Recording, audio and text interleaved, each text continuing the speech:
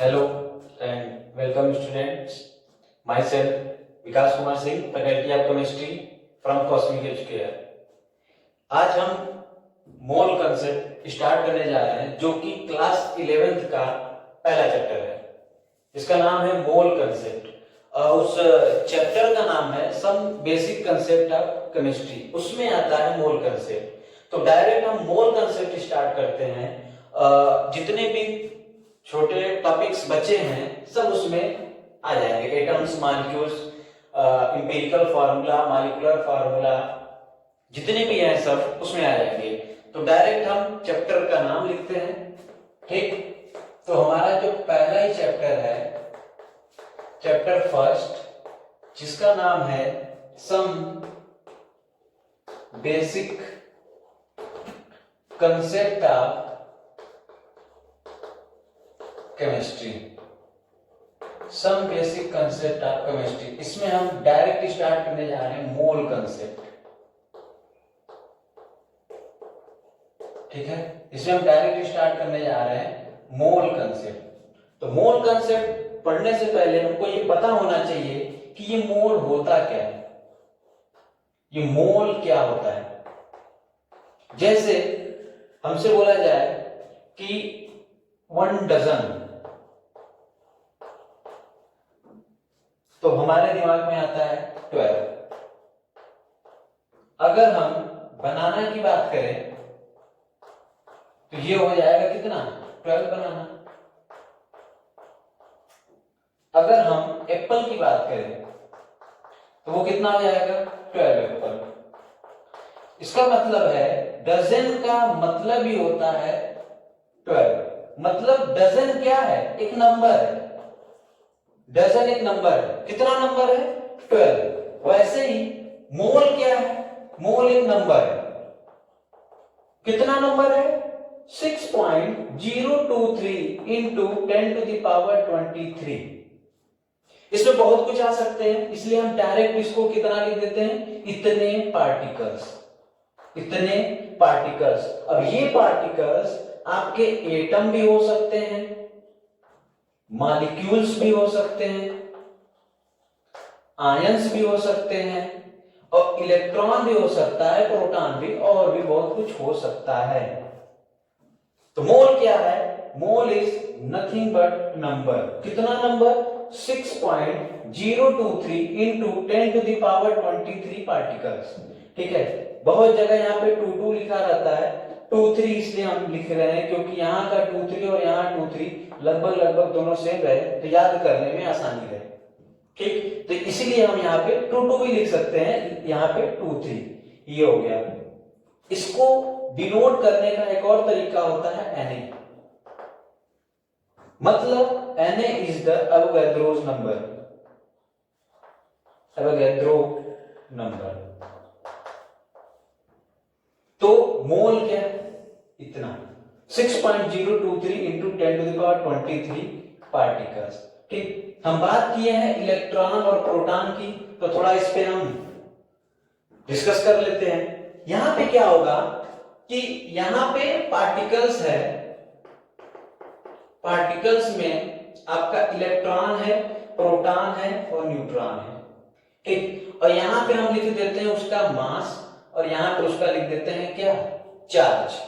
पहले इसको डिस्कस कर लेते हैं। पार्टिकल्स में क्या है, इलेक्ट्रॉन, प्रोटॉन और न्यूट्रॉन। और यहां पे क्या है, उसका मास, चार्ज।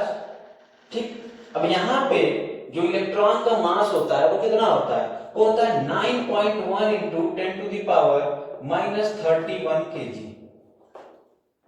ठीक, अब यहां पे जो प्रोटॉन का मास होता है वो कितना होता है, वो होता है 1.67 into 10 to the power -27 kg।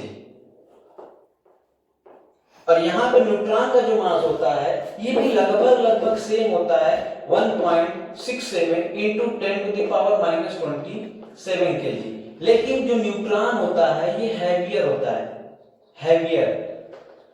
किससे, हैवियर देन प्रोटॉन से, थोड़ा सा ज्यादा होता है, हैवियर देन प्रोटॉन। अगर हम चार्ज की बात करें तो जो इलेक्ट्रॉन का चार्ज होता है वो आपका होता है 1.6 इंटू 10⁻⁻⁹ कूलम, इसकी यूनिट होती है कूलम। और सेम टू सेम प्रोटॉन का भी यही चार्ज होता है 1.6 इंटू 10⁻⁻⁹ कूलम। यहां पे दोनों का मैग्नीट्यूड सेम रहता है। सबको पता है कि जो इलेक्ट्रॉन पे चार्ज होता है वो माइनस होता है, और जो प्रोटॉन पे चार्ज होता है वो कितना होता है, प्लस होता है। और जो न्यूट्रॉन होता है वो हमारा न्यूट्रल होता है, इस पे कोई चार्ज नहीं होता है, नो चार्ज। ठीक है, तो ये हमारा कैलकुलेशन में काफी हेल्पफुल होगा। Mass of electron and charge of electron, हम इन्हीं दोनों की अभी आगे बात करेंगे। ठीक है, तो फिलहाल इसको कॉपी करो, फिर आगे चलते हैं। ठीक हो गया, हम आगे चलते हैं। हमने बताया था कि जो इलेक्ट्रॉन होता है उसका जो मास होता है वो 9.1 इंटू 10⁻⁻31 kg होता है, और इसका जो चार्ज होता है, ये तो मास है, और जो चार्ज होता है वो कितना था, अभी बताए थे 1.6 इंटू 10⁻⁻⁹ कूलम। जो यूनिट होती है चार्ज की वो कितना होता है, कूलम। ठीक, हम बात कर रहे थे मोल की। जो मोल है उसका हम कैलकुलेशन कैसे करेंगे, सिंपल कैलकुलेशन तो बहुत टाइप के हैं, सिंपल सा कैलकुलेशन कैसे होगा। अगर हमको कभी भी मोल पता करना होगा तो जो उसका गिवन मास होगा, गिवन मास, हम यहाँ पे वेट लिख दे रहे हैं। केमिस्ट्री में मास और वेट का कोई मतलब नहीं होता है, ठीक है। ये हमारा होना चाहिए किसमें, ग्राम में। ठीक, और उसके बाद जो उसका मोलर मास होगा, मोलर मास या मॉलिक्यूलर मास भी बोल सकते हैं, ये भी किसमें होगा, ग्राम में। मतलब जो मोल का सिंबल होता है वो स्मॉल m होता है। ठीक, अब उसके बाद जो नंबर ऑफ मोल है वो given weight by molar mass बोला जाएगा। यहां पे ग्राम से ग्राम कट जाएगा तो जो मोल की वैल्यू आएगी बस वो एक नंबर आएगी, और नंबर के साथ इसकी यूनिट जो होती है वो लगा देंगे MOL, मोल। मोल का जो लिखने का नाम है वो MOLE है, लेकिन इसका जो यूनिट है वो कितना है, मोल।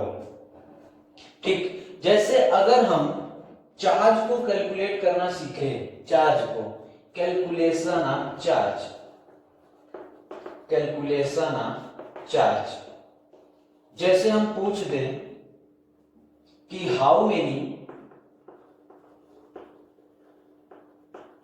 Charge on 1 mole of electron, 1 mole electron में कितना चार्ज होगा, 1 मोल ऑफ इलेक्ट्रॉन में हाउ मेनी चार्ज। ठीक, 1 मोल ऑफ इलेक्ट्रॉन, तो ये 1 मोल हो गया ना, 1 मोल का मतलब होता है 6.023 इंटू 10⁻23 पार्टिकल्स। अभी हम पढ़े हैं, अभी जस्ट पढ़े हैं कि जो 1 मोल होता है वो कितना होता है, 6.023 इंटू 10⁻23 पार्टिकल्स, ये होता है 1 मोल में। अब उसके बाद पूछ रहा है कि इसी में कितना चार्ज होगा, इसमें कितना चार्ज होगा। तो अगर हम बात करें चार्ज ऑफ 1 इलेक्ट्रॉन, 1 इलेक्ट्रॉन का चार्ज कितना होता है, यहां पर है, सामने लिखा हुआ है साफ साफ, कितना, 1.6 इंटू 10⁻⁻⁹ कूलम। अगर हम बात करें चार्ज ऑन 2 इलेक्ट्रॉन, कितना होगा, साफ साफ 2 इंटू 1.6 इंटू 10⁻⁻⁹ कूलम। अगर हम बोल दे चार्ज ऑफ 3 इलेक्ट्रॉन, कितना होगा, 3 इंटू 1.6 इंटू 10⁻⁻⁹ कूलम। अगर हम बोल दे चार्ज ऑफ 1 मोल इलेक्ट्रॉन, कितना हो जाएगा 1 mole into 1.6 into 10 to the power minus 19 coulomb, है ना। अरे एक इलेक्ट्रॉन का चार्ज हमको पता है, तो 2 इलेक्ट्रॉन का कितना होगा उसका जस्ट मल्टीप्लाई, 3 इलेक्ट्रॉन का कितना होगा 3 से मल्टीप्लाई, 1 मोल इलेक्ट्रॉन का कितना होगा 1 मोल से मल्टीप्लाई। और सबको पता है कि 1 mole nothing but 6.023 into 10 to the power 23 into 1.6 into 10 to the power minus 19 coulomb. जब इन दोनों का मल्टीप्लिकेशन करेंगे तो ये आएगा 96500 कूलम। इसी को हम बोलते हैं 1 फराडे। इसका सिंबल होता है 1F, मतलब 1 mole of electron is equal to 1 mole of electron is equal to 1 faraday. तो 2 mole of electron is equal to 2 mole of electron कितना हो जाएगा 2 mole of electron is equal to 2 faraday. Simple, कहीं भी charge निकालना हो 1 mole of electron का मतलब होता है 1 फराडे। ये साफ साफ वैल्यू आ गई, ठीक। तो आप करो, फिर आगे चलते हैं।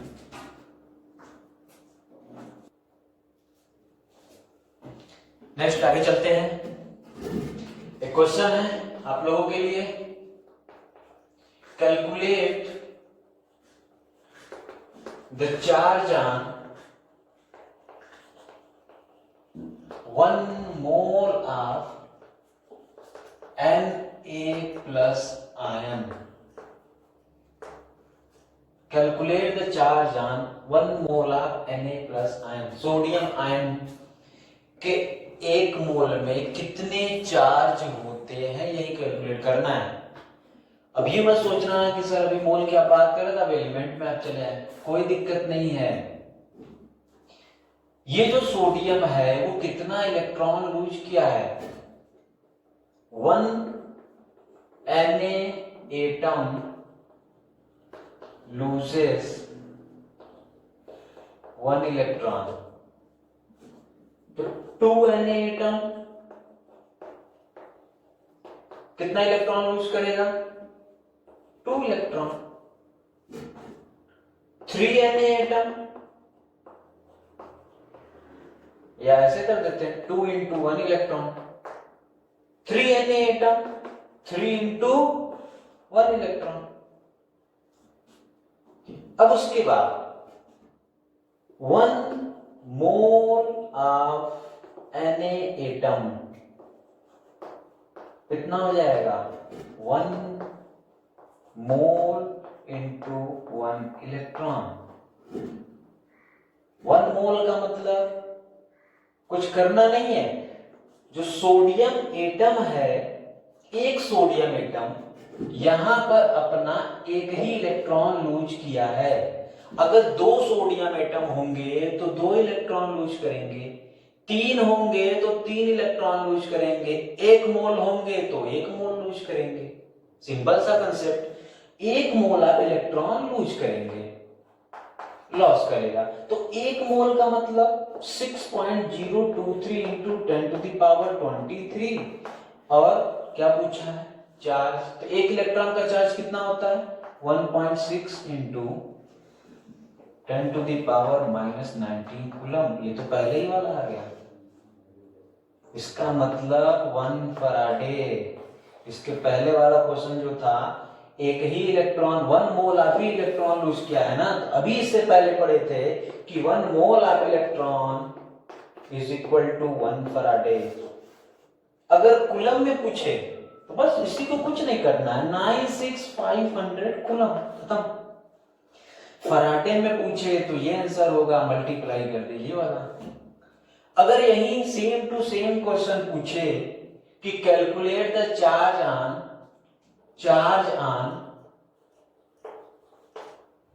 1 मोल ऑफ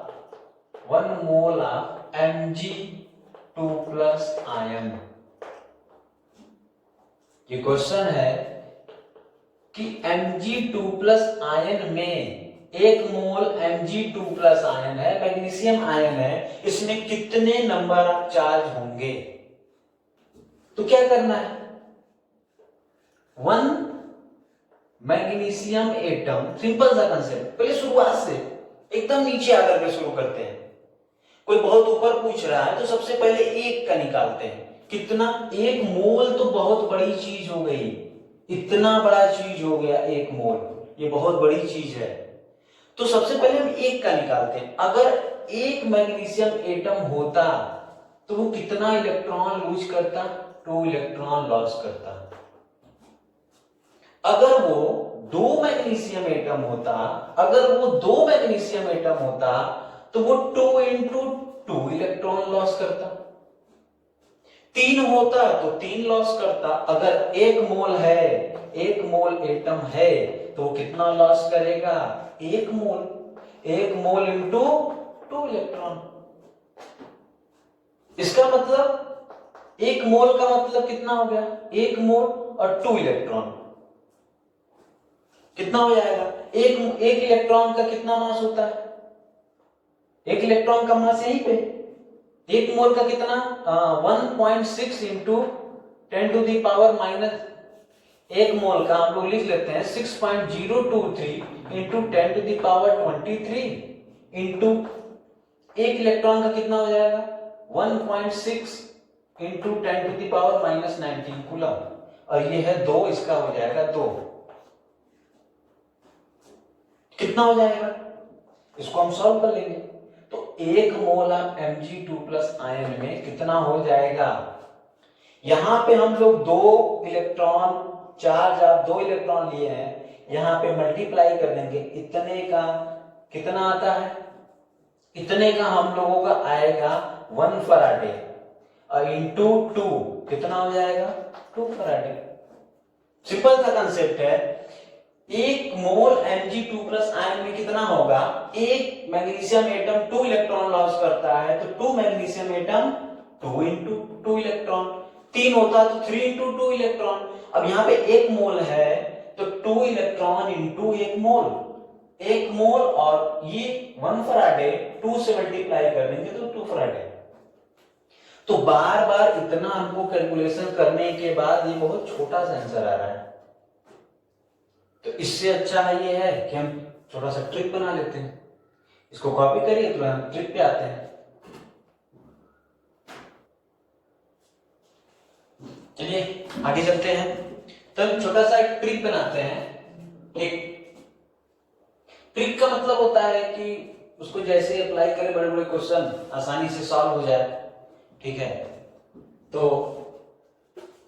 इस मोल की लड़ाई में हम एक ऐसा इंस्ट्रूमेंट लाते हैं जिसमें एक ही गोली दागने पर पूरा खत्म हो जाए।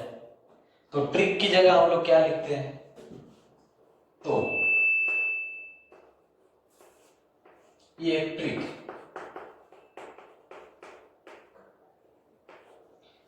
कौन सा ट्रिक है, हमको फाइंड करना है चार्ज। अब वो चार्ज हम किस में लाएंगे, फराडे में।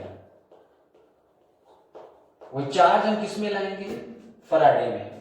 तो जो चार्ज होगा डायरेक्ट उसका कैलकुलेशन है कि number of mole into charge on ion, खत्म। अगर हमको कभी भी चार्ज कैलकुलेट करने के लिए दे दे तो हम लोग जितना मोल होगा उसको लेंगे और चार्ज ऑन आयन, आयंस पे जितने चार्ज होंगे उससे मल्टीप्लाई कर देंगे, वो उसका चार्ज निकल आएगा। जैसे अभी पिछले क्वेश्चन में हम पूछे थे 1 मोला Mg2 प्लस आयन, 1 मोला Mg2 प्लस आयन, मोल कितना है, 1 मोल। चार्ज कितना है, यही तो है चार्ज 2, कितना आएगा 2 फराडे, खत्म। इससे पहले क्या था 1 मोला 1 mole of Na plus ion. कितना हो जाएगा? 1 मोल, 1 चार्ज 1, कितना? 1 फराडे। आंसर मैच करा लो पिछले वाले से। ठीक, अब हम क्वेश्चन का लेवल थोड़ा सा बढ़ा रहे हैं, क्वेश्चन का लेवल थोड़ा सा हम इंक्रीज कर रहे हैं। अगर हम कह दें कि calculate the charge on 40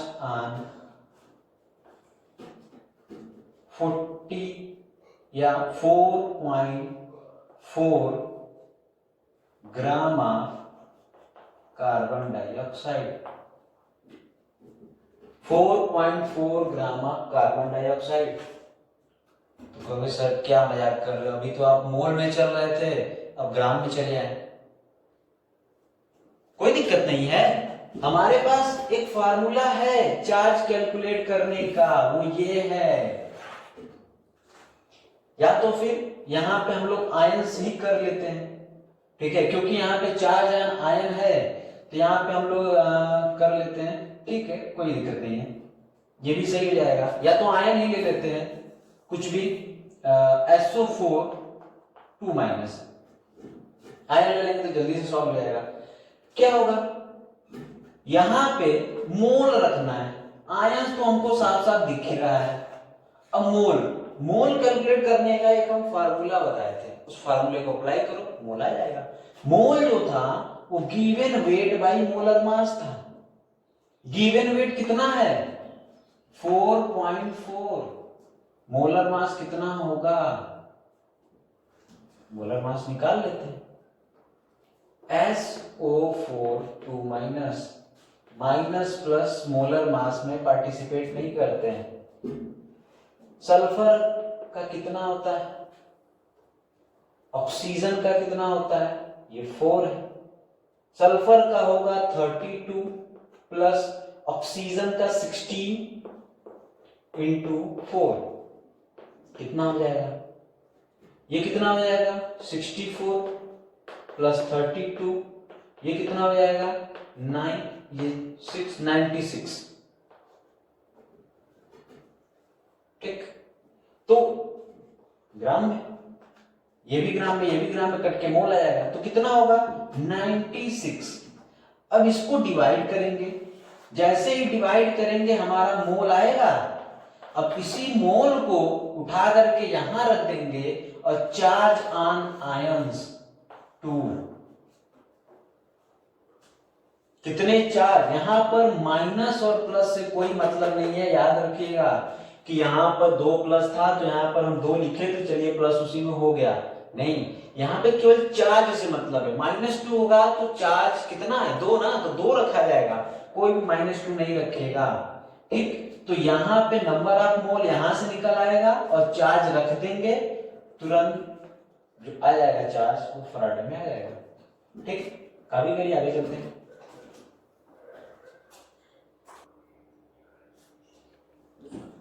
okay students, आगे चलते हैं। सेकेंड पॉइंट है कैलकुलेशन ऑफ मास। पहला पॉइंट क्या था हम लोगों का? जो हम लोगों का पहला पॉइंट था वो था कैलकुलेशन ऑफ चार्ज, और जो दूसरा पॉइंट है वो है कैलकुलेशन ऑफ मास। तो सबसे बड़ी बात ये है कि सर मास याद कैसे होगा? जैसे अभी हम SO4 2 का निकाले हैं, सल्फर का 32 आया है, तो ये हम लोगों को याद कैसे होगा? हम शुरुआत से शुरू करते हैं। ये 30 तक एलिमेंट्स लिखे गए हैं और ये इसके एटॉमिक नंबर लिखे गए हैं 1 2 3 4 10 20 30।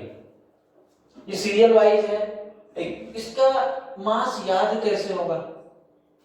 सिंपल सा तरीका है, एक सिंपल सा तरीका है याद करने का, एक सिंपल सा तरीका है, एक ट्रिक है।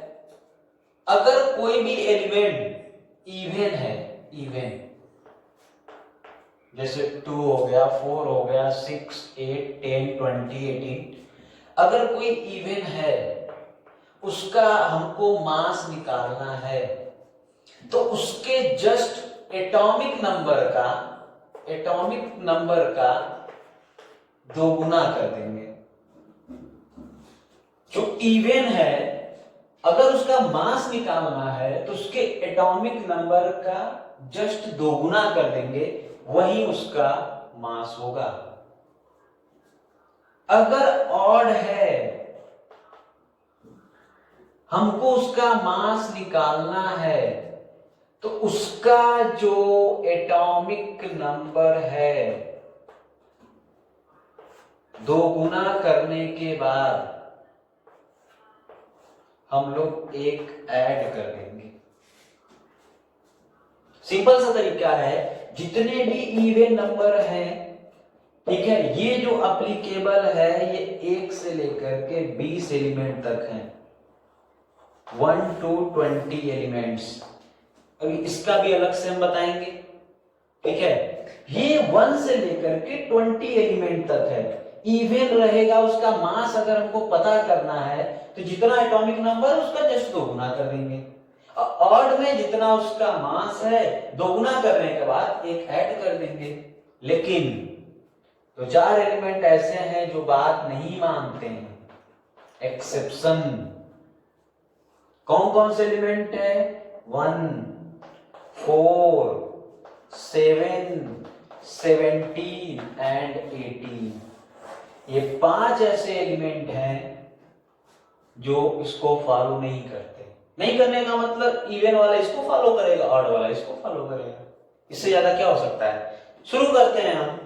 जैसे इवन, पहला वाला बात नहीं मानता, उसको हटाते हैं।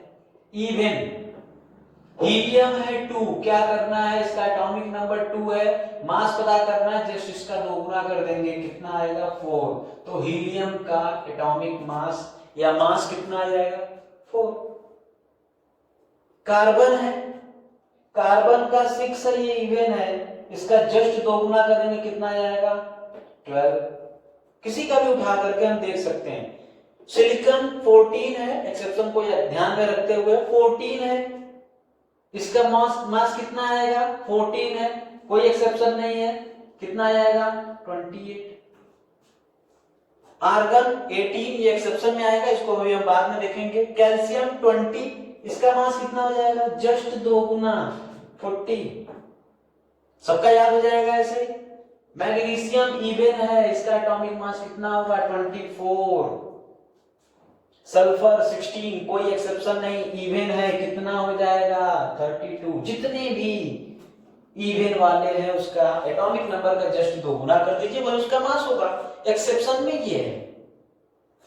अब उसके बाद बात रह गया ऑड वाले का। ऑड जैसे लेते हैं लिथियम, लिथियम 3, कोई एक्सेप्शन नहीं, क्या करना है? जितना एटॉमिक नंबर है पहले उसका दोगुना करते हैं, 6, एक ऐड कर देते हैं, 7। तो लिथियम का एटॉमिक मास कितना हो जाएगा? या मास कितना होगा? 7। बेरिलियम पे आते हैं, सॉरी बोरान पे, कितना है? 5। ऑड है, कोई एक्सेप्शन नहीं, दोगुना करके एक ऐड कर देते हैं, ये कितना हो जाएगा? 11। और क्या बचा? 8 का ऑक्सीजन ये तो इवन में चला गया। ऑड में आते हैं और सोडियम 11 है, ऑड है, दोगुना करके एक ऐड करते हैं, 22 + 1 23। जितने भी हैं 20 तक सब फॉलो करेंगे। पोटेशियम 19, इसका दोगुना कितना होगा? 38, एक ऐड कर देते हैं, कितना हो जाएगा? 39। इस तरीके से इवन और ऑड वाले का याद हो गया, एक्सेप्शन को छोड़ करके। अब आते हैं हम एक्सेप्शन पे। पहला एक्सेप्शन है 1, हाइड्रोजन। हाइड्रोजन का सब कुछ 1 ही होता है, इसका एटॉमिक मास नंबर सब कुछ 1, तो हाइड्रोजन को तो 1 लिख करके छोड़िएगा, ठीक। अब आता है 4। 4 है क्या? 4 एक इवन नंबर है, ये एक्सेप्शन में आता है। इसका मतलब ये वाला जो कंसेप्ट है एटॉमिक नंबर का दोगुना वाला, ये फॉलो नहीं करेगा। नहीं करेगा तो इसको फॉलो करेगा। 4 वाला बात नहीं मानता है, तो ये इसकी तरह काम करेगा, 2 गुने में 1 ज्यादा। तो जो 4 वाला है बेरिलियम, ये अपना इवन वाला कंसेप्ट नहीं ऑक्युपाई करता है, तो ये क्या हो जाएगा, इसका 2 गुना कितना होगा, 8 और 1 ऐड कर देते हैं। ये इवन वाला इवन है, ये कंसेप्ट अप्लाई होना चाहिए, एक्सेप्शन है, ये ट्रिक है, ये याद करने का हम तरीका बता रहे हैं। ठीक है, क्या होगा, एक ऐड कर देते हैं, वही आ जाएगा। जैसे 7 यहां पे नाइट्रोजन, 7 क्या है, एक ऑड नंबर है। ऑड नंबर का ट्रिक क्या था कि उसका एटॉमिक नंबर का 2 गुना कर देते हैं, एक ऐड कर देते हैं, तो इसके अकॉर्डिंग तो इसका 15 होना चाहिए, लेकिन वो एक्सेप्शन में आता है। एक्सेप्शन में मतलब ये ऑड है 7 वाला, तो इसको ना फॉलो करके इसको फॉलो करेगा, तो वो कितना हो जाएगा, 7 2 जा 14। उसके बाद क्या बचा, 17 का तो ये इसका अपना ही एक्सेप्शन है 35.5, उसको याद करना पड़ेगा। 35.5 17 का, और 18 का क्या हो जाएगा, इवन है, उसका एटॉमिक नंबर का 2 गुना होना चाहिए, लेकिन होता नहीं है। ये किसको फॉलो करता है, 18। जो आर्गन है इसका होता है 18, लेकिन इसका मोलर मास आता है 40। ये वाला थोड़ा सा और ये वाला, जितने एक्सेप्शनल है वो थोड़ा सा ध्यान देना पड़ेगा, इसीलिए एक्सेप्शन को हम अलग लिख दिए हैं। इन पांचों के लिए एक हाइड्रोजन का तो हटा ही दो, 1 खत्म। 4 का हमको याद रखना है, 4 में से ये दोनों अपने उल्टे रूल को फॉलो करते हैं। इवन है तो 8 वाला, 8 है तो इवन वाला। अब बचा 17 का, तो 35.5 बचा 18 आर्गन, इसका 40। कैल्शियम का और आर्गन का जो एटॉमिक मास होता है वो 40 होता है। ठीक, ये तो रहा 1 से लेकर के 20 तक। ठीक, अब हम आते हैं 21 से लेकर के 30। तुम्हारे पास स्पेस अभी थोड़ा कम है, इसको कॉपी करिए, हम तुरंत आते हैं। हमारा बाकी रह गया है 21 से लेकर के 30 तक। हमको मास निकालना है 21 से लेकर के 30 तक। इसके लिए एक सिंपल सा ट्रिक है, 21 से लेकर 30, ये यहीं पर एप्लीकेबल ही है, ट्रिक है। एक कोड वर्ड हमको बनाना पड़ेगा। कोड वर्ड क्या है, एक नंबर सेट करना पड़ेगा हमको। जैसे यहां पे एक नंबर हम सेट कर देते हैं 3 का मतलब 3 टाइम्स 3 बार 4 5 4 5 4 5,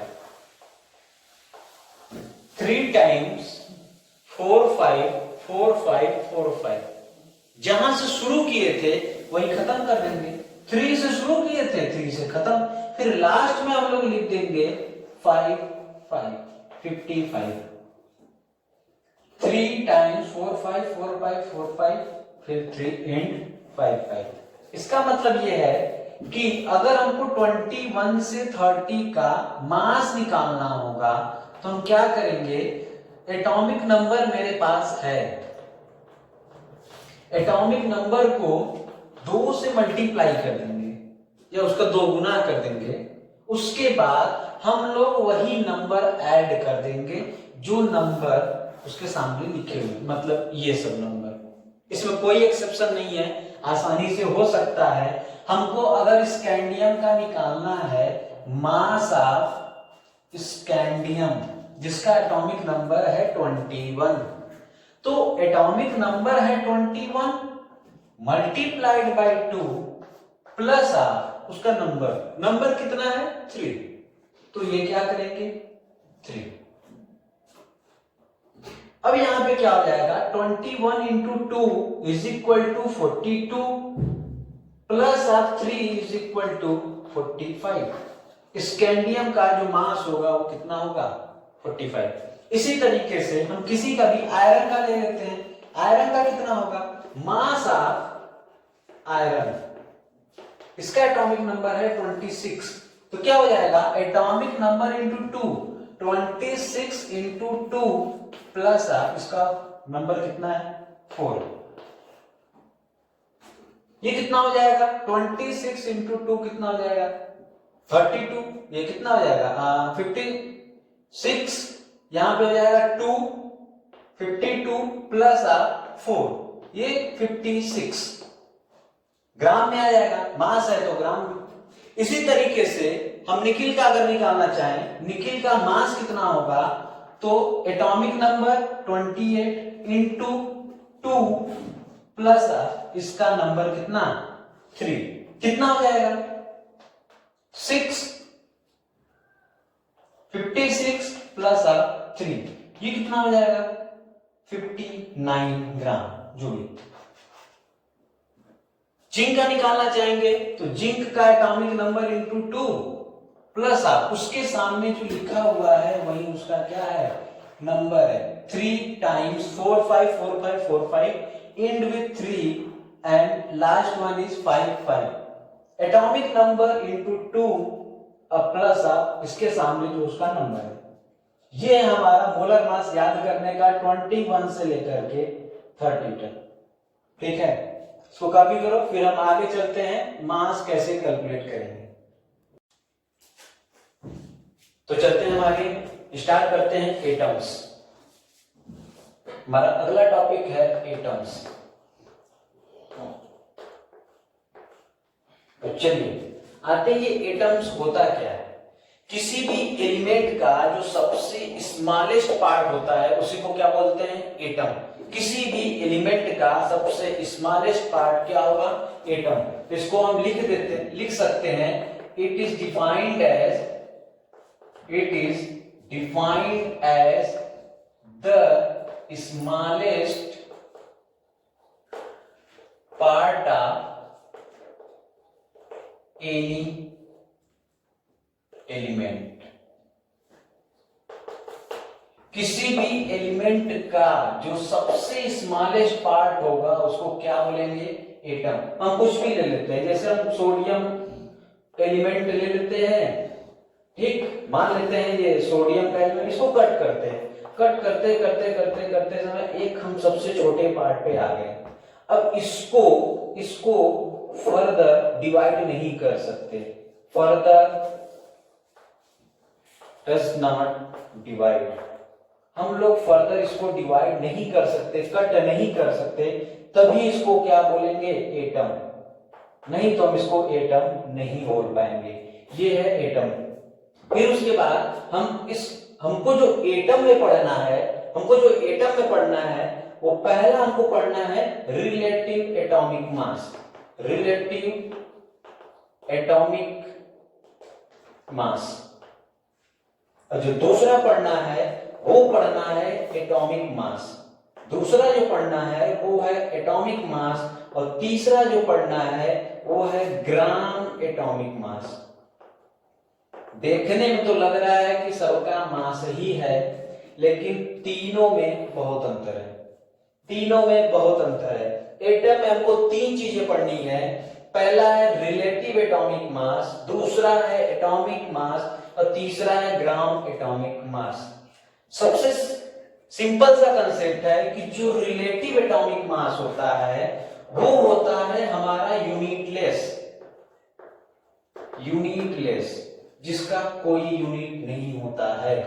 और जो एटॉमिक मास है उसका जो यूनिट होता है वो होता है AMU। जो ग्राम एटॉमिक मास होता है उसका यूनिट होता है ग्राम। सिंपल से उसका सिंबल लिख सकते हैं। तो relative atomic mass has no unit, मतलब unitless. Atomic mass has unit AMU and gram atomic mass is unit gram. ये तीनों के बारे में हम डिस्क्राइब करेंगे। ठीक है, तो सबसे पहले हम आते हैं रिलेटिव एटॉमिक मास पे। जो हमारा पहला पॉइंट है वो है रिलेटिव एटॉमिक मास, जिसको हम बोल चुके हैं कि इसका कोई यूनिट नहीं होता है। ये रिलेटिव एटॉमिक मास होता क्या है? बात ये बहुत पहले की है, उस समय कोई भी यूनिट स्टैंडर्ड बनाया ही नहीं गया था। अगर हमको किसी मास को मेजर करना हो तो हम किसी चीज से रिलेट करते हैं, तो किसी चीज को बेस मानेंगे तभी तो रिलेट कर पाएंगे। इस चीज को हम इससे रिलेट कर रहे हैं तो इस चीज को बेस मानना पड़ेगा ना कि ये कितना है। उस समय बहुत कम ही एलिमेंट की खोज हुई थी, उस समय हमारे पास था कार्बन, बहुत कम एलिमेंट की खोज हुई थी, तो ज्यादा प्रेफरेंस में कार्बन था। अब कार्बन के जो आइसोटोप्स होते हैं, कार्बन के जो आइसोटोप्स होते हैं वो 3 होते हैं। एक होता है C612, एक होता है C613 और एक होता है C614। कार्बन के 3 आइसोटोप्स। कार्बन का आइसोटोप्स का मतलब होता है कि जिसका एटॉमिक नंबर सेम हो और मास नंबर क्या हो, डिफरेंट हो। तो कार्बन का 12, 13 और 14, तो जो रिलेटिव एटॉमिक मास में बेस माना गया, जिसको हम बोल सकते हैं स्टैंडर्ड माना गया, वो है हमारा C12 आइसोटोप्स। जो हमारा कार्बन का बेस माना गया वो कौन सा है, C12 आइसोटोप्स। इसके कहने का मतलब ये है कि ये रिलेटिव एटॉमिक मास को बेस हम कैसे इसको माने, किया क्या गया कि ये मान लेते हैं कि कार्बन का एक एलिमेंट है, इसमें ढेर सारे एटम प्रेजेंट हैं। ये है हमारा कार्बन का एलिमेंट, ये एलिमेंट है और इसका जो एक पार्ट है वो क्या है, एटम। इसको हम बोल दिए क्या, एटम। अभी हम एटम को डिफाइन किए हैं कि smallest part of any elements. तो कार्बन एक एलिमेंट है, इसका सबसे स्मॉलेस्ट पार्ट क्या होगा, एटम। इस एटम को हम बाहर निकाल लेते हैं, इस एटम को हम बाहर निकाल करके ये मान लेते हैं कि ये कार्बन का एक एटम है। इसको हम लोग क्या किए, 12 पार्ट में डिवाइड किए, 12 पार्ट में डिवाइड कर दिए। कार्बन का एक एटम निकाले और इसको कितने पार्ट में डिवाइड कर दिए, 12 पार्ट, इक्वल 12 पार्ट में डिवाइड कर दिए। फिर उसके बाद जो एक पार्ट हुआ, एक पार्ट मतलब हम बोल सकते हैं 1/12, इसी को स्टैंडर्ड माना गया। इसी को क्या माना गया, स्टैंडर्ड मास माना गया। कार्बन के एलिमेंट का एक एटम निकाला गया, उसको 12 पार्ट में डिवाइड किया गया इक्वली। उसमें 12 पार्ट में से जो 12th पार्ट था उसको बाहर निकाला गया, उसका जो मास था उसी को स्टैंडर्ड माना गया है। मतलब अब हम किसी भी एलिमेंट का मास निकालेंगे तो इसी से रिलेट करेंगे। हम देखेंगे कि ये जो इसका मास आया है, अभी हम इसको कैलकुलेट करेंगे कि ये कितना आया है, ठीक है। इसको हम कैलकुलेट करेंगे कि भी ये कितना आया है, भी हम आगे चलेंगे। तो जो 1/12 पार्ट आया है इसी को बेस माना गया है। अगर हम नाइट्रोजन लेंगे, इसको बेस माना है, अगर हम नाइट्रोजन लेंगे, नाइट्रोजन का रिलेटिव एटॉमिक मास निकालना होगा तो एक तरफ इसको रखेंगे, एक तरफ नाइट्रोजन को रखेंगे, इसको और इससे मेजर करेंगे कि ये कितना गुना हल्का है या भारी है, इसी के अकॉर्डिंग उसका मास होगा। ठीक है, समझ में आया।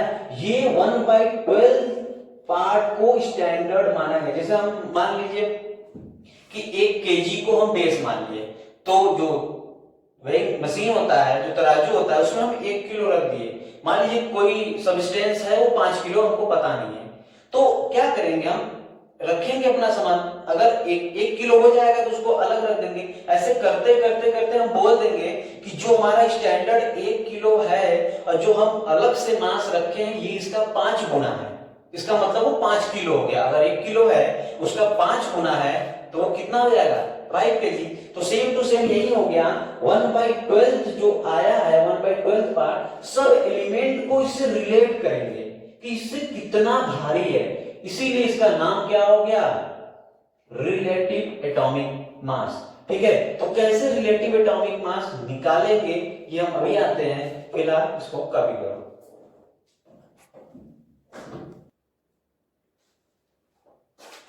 चलिए आगे चलते हैं। हम लोग पढ़ रहे थे रिलेटिव एटॉमिक मास, रिलेटिव एटॉमिक मास। ठीक है, तो आगे चलते हैं रिलेटिव एटॉमिक मास। जैसे अभी हम बोले हैं कि किसी भी एटम का अगर हम 12 पार्ट कर दे, उसमें से जो एक पार्ट होगा 1/12 पार्ट होगा। इसी को क्या माना गया है? स्टैंडर्ड। जैसे हम अगर नाइट्रोजन का देखें तो नाइट्रोजन, अगर हम नाइट्रोजन का देखें तो नाइट्रोजन का मास नंबर होता है कितना? 14। तो इसको इससे रिलेट किया गया तो देखा गया कि nitrogen atom are 14 times heavier than 1/12 part of C12, 1/12 part of C12 isotope।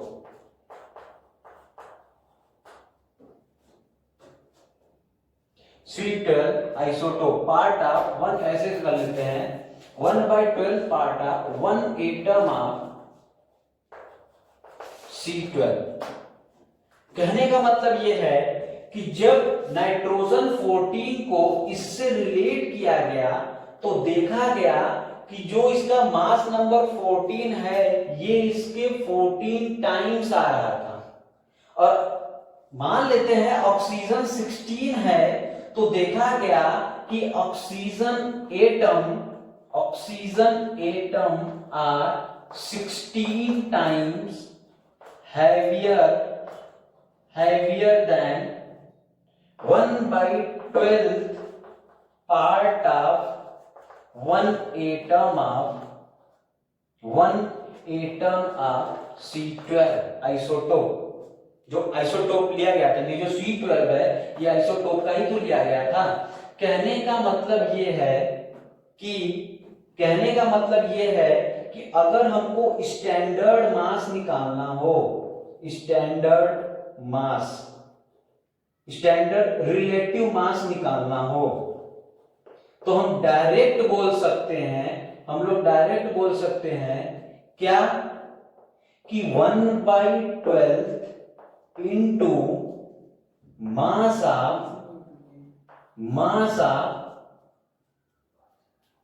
Of कितना?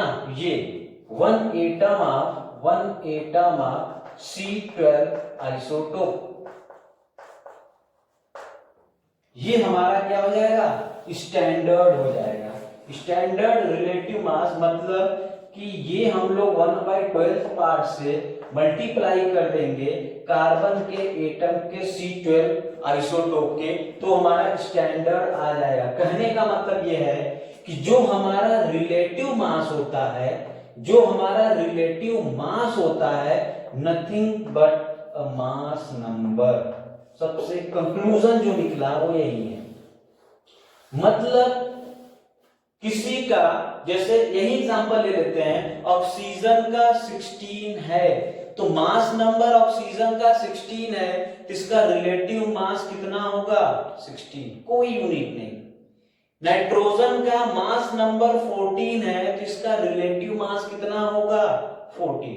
किसी भी एलिमेंट का जो मास नंबर होता है उसी को ही हम रिलेटिव मास बोलते हैं।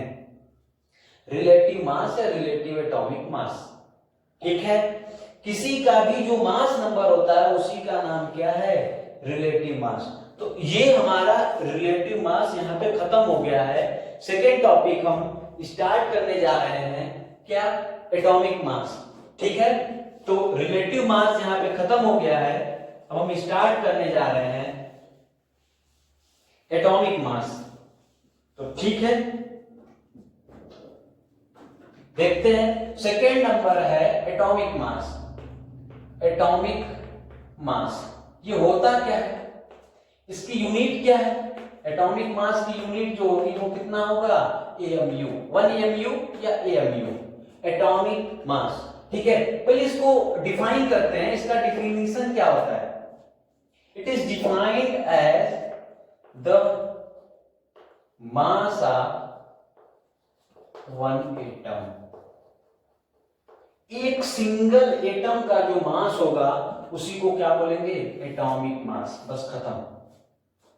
Atomic mass nothing but the mass of one atom. एक एटम का जो मास होगा उसको क्या बोलेंगे? Atomic mass. कहने का मतलब यह है कि हमारे पास ये एलिमेंट है, हमारे पास ये एलिमेंट है, इसमें ढेर सारे एटम होंगे और ढेर सारे एटम है। किसी एक एटम का, हम लोग एक एटम की बात करेंगे, इसी मास, अगर इसके मास की बात करेंगे तो इसी मास को क्या बोलते हैं? Atomic mass. एटॉमिक मास, ठीक है। ये एलिमेंट है, इसमें सिंगल ढेर सारे एटम है। अगर सिंगल एटम की मास की बात करेंगे तो उसी को क्या बोलेंगे? Atomic mass. Mass of one atom या सिंगल एटम। सिंगल एटम का जो मास होगा वही हमारा क्या होगा? Atomic mass. और इसकी यूनिट क्या होगी? AMU। तो मास ऑफ एक एटम का जो मास होगा वही क्या होगा? Atomic mass. अगर हमको पूरे का मास निकालना होगा, देखो अब ये एक एटम का मास कैसे निकलेगा? हमको इसके 12th पार्ट का मास पता है। जैसे अब इसको निकाल लेते हैं, इसको निकालने के बाद अभी हम इसको 12 पार्ट में डिवाइड किए थे। इसका जो एक 1/12 पार्ट होता है, ठीक है, 1/12 पार्ट, अगर हम इस वाले 1/12 पार्ट को पूरे के साथ मल्टीप्लाई कर दें तो पूरे एटम का मास निकल जाएगा। ये 1/12 पार्ट हम अभी बाहर निकाले थे, मतलब 1/12 का मल्टीप्लाई कर दे, मास ऑफ एटम, पूरा मास ऑफ किसके? C12 के 1 एटम के। जैसे मान लो मेरे पास 20 आलू हैं, उसमें मान लेते सबका मास बराबर है, ठीक है। अगर उसमें से एक आलू का मास हम लोग पता कर ले, फिर उसके बाद 20 से मल्टीप्लाई कर दे तो पूरे आलू का मास आ जाएगा। तो बस वही काम है कि इसका जो 12th पार्ट है इसको हम मल्टीप्लाई कर देंगे एक एटम से। एक एटम मतलब यही है ना, एक एटम। तो क्या हो जाएगा? पूरे एटम का मास निकल जाएगा। इसके कहने का मतलब यह है कि अगर हमको एटॉमिक मास निकालना होगा, अगर हमको एटॉमिक मास निकालना होगा, ठीक है, या तो फिर हम बात करते हैं डायरेक्ट AMU की बात कर लेते हैं, डायरेक्ट AMU की बात कर लेते हैं। इसकी जो यूनिट होगी, मतलब जो इसका आंसर आएगा वो कितना आएगा? AMU में। हमारे कहने का मतलब है कि जो 1 AMU होगा, ठीक है, मतलब जो उसका मास आएगा वो AMU में ही होगा। मतलब जो 1 AMU होगा वो क्या होगा? 1/12 इंटू पूरे का mass, mass of 1 atom, mass of 1 atom of carbon 12 isotope. इससे हमसे क्या निकल जाएगा? AMU निकल जाएगा। जो एक AMU होगा, मतलब एटॉमिक मास का जो वैल्यू आएगी वो AMU में आएगी। जो AMU होता है वो कितना होता है कि 1/12 पार्ट, इसका 1/12 पार्ट, और पूरे एटम का मास जो होगा वही तो AMU होगा। अरे यार, जो मास है वो एक एटम का ही तो मास है। ये सिंगल एटम है, इसका जो मास आएगा वही AMU होगा। इसी को बोला गया है 1 AMU। अगर इसका मास निकालना होगा तो क्या करेंगे? इसका जो एक पार्ट है और इसके पूरे एटम से मल्टीप्लाई कर देंगे। अगर हमको एलिमेंट का मास चाहिए तो एलिमेंट अगर फिक्स हो कि इसमें कितने एलिमेंट हैं, काम हो जाएगा। तो 1 AMU क्या है? 1/12 into mass of 1 atom of C12 isotope, ठीक है। अगर हम मास of 1 atom of C12 isotope, मतलब इसकी वैल्यू अगर निकाल करके यहां रख दे तो जो वैल्यू आएगी वो AMU की आएगी, बिल्कुल आएगी। 12 नंबर है। इसको अगर हम कैलकुलेट कर ले, एक एटम के मास को अगर हम कैलकुलेट कर ले, रख देंगे तो किसकी वैल्यू आ जाएगी? AMU की। तो चलिए आइए कैलकुलेट करते हैं मास ऑफ इतने एटम की वैल्यू। कार्बन की बात किया गया है, ये कार्बन का है, ठीक है, ये कार्बन का है। ये जो एलिमेंट है वो किसका, उस समय हम बताए थे कि केवल कार्बन है। तो मान लेते हैं कि जो एटॉमिक मास है, जो एटॉमिक मास है, ठीक है, वो कितना है, मान लेते हैं 12 ग्राम मान लेते हैं, ठीक है। जो हमारा मास है, एटॉमिक मास है, या तो फिर ऐसे कर लेते हैं 1 मोल का मास, 1 मोल का mass, mass of 1 mole of carbon, वो कितना है, 1 मोल कार्बन का जो मास आएगा वो कितना आएगा, 12 ग्राम, ठीक है। फिर उसके बाद 1 मोल का मास, अगर हम 1 मोल में क्या होता है, 6.023 into 10 to the power 23 atom. इसके कहने का 1 मोल का मतलब तो यही होता है, हम 1 मोल लिखे चाहे इतना लिखे, मतलब तो वही है। इसके कहने का मतलब यह है कि इतने में 12 ग्राम होगा, ठीक है। अगर हम एक एटम की बात करें, एक एटम की जो यहां पे पूछा जा रहा है, तो वो कितना होगा, 12 by 6.023 into 10 to the power 23, ठीक है। ये क्या हो जाएगा, 1 एटम की मास हो जाएगी, ठीक है। अब इसको हम सॉल्व करेंगे तो ये कितना आएगा, वह आएगा 1.99 into 10 to the power -23 gram, ठीक है। ये एक एटम का मास है, एक एटम का मास कितना आया, ये इतना आ गया, ये कैलकुलेट है, ये फिक्स है। एक एटम का मास 1.99 इंटू 10 टू द पावर 23 ग्राम आया। अब यही वैल्यू उठा करके हम यहां पुट कर देते हैं, अरे एक एटम का मास ही तो है, तो 1 AMU कितना आएगा, 1 AMU is equal to 1/12 into कितना, 1.99 into 10 to the power -23 gram, ठीक है। अब इसको हम सॉल्व करेंगे तो ये कितना आएगा, जो हमारा 1 AMU आएगा वो आएगा 1.67 इंटू 10 टू द पावर -24 ग्राम, ठीक है। ये इतना आएगा।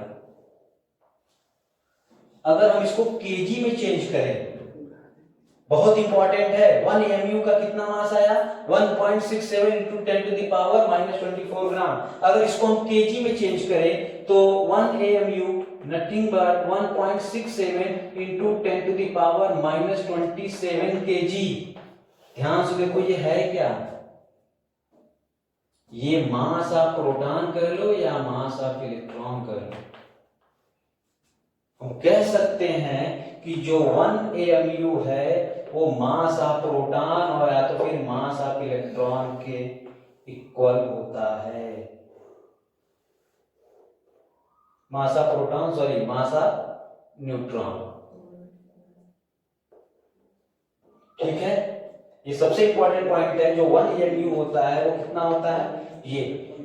अब यहाँ पे जो एटॉमिक मास है वो AMU है, एक एटम का मास फिक्स है, कितना, 1.99 इंटू 10 पावर -23 ग्राम। इसी को यहाँ पुट किए, एक एटम का मास निकल गया, तो यहाँ पुट किए तो एक AMU की वैल्यू निकली, तो एक AMU कितना होता है, ये 1.67 इंटू 10 पावर -24 ग्राम केजी में। ये ध्यान से देखिए क्या है, ये मास ऑफ न्यूट्रॉन और मास ऑफ प्रोटॉन के बराबर है, तो 1 AMU का मतलब इसको हम लिख सकते हैं, ठीक है। एक रिलेशन और होता है AMU और अवोगाड्रो नंबर का, हम लिख सकते हैं कितना, जो एक AMU होता है उसको हम लोग लिख सकते हैं 1/Na, inverse of Avogadro's number. 1 AMU is equal to 1/Na, ठीक है। 1 AMU कितना हो जाएगा, यहीं से 1/12 इंटू मास ऑफ 1।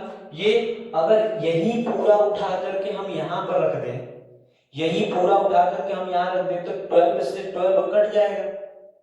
अब बचेगा क्या, 1 बाई ये, इसी को तो हम पीछे बताए थे Na होता है, तो 1 AMU इज इक्वल टू, यहाँ पे 1 AMU इज इक्वल टू कितना हो जाएगा, 12 से 12 कट जाएगा तो कितना हो जाएगा 1/n।